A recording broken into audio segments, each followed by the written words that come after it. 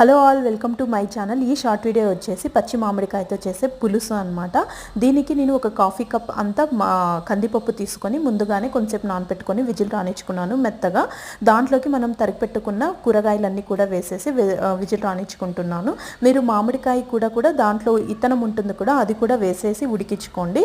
తర్వాత విజిల్ వచ్చే లోపల పక్కన ఒక చిన్న ఆనియన్, టమోటా తిరువాత వేసుకున్నాను. దాంట్లోకి కొంచెం జీలకర్ర పొడి, తర్వాత ఇది రసం పౌడరు, మసాలా పౌడర్ కూడా అంటాను, అది ఒక పెద్ద స్పూన్ వేసుకున్నాను.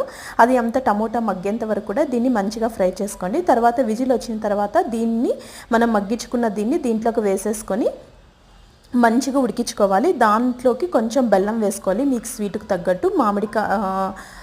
వేసుకుని దాంతోపాటు కరివేపాకు, కొత్తిమీర, తర్వాత శనగపిండిలోకి కొన్ని నీళ్ళు కనుక్కొని థిక్నెస్ కోసం ఇది యాడ్ చేసుకో అంతే. ఇంకా బెల్లం కంపల్సరీగా వేసుకోండి, అది వేసుకుంటేనే బాగుంటుంది. ఇత్తనం కూడా వేసుకోండి, చాలా బాగుంటుంది. రెడీ.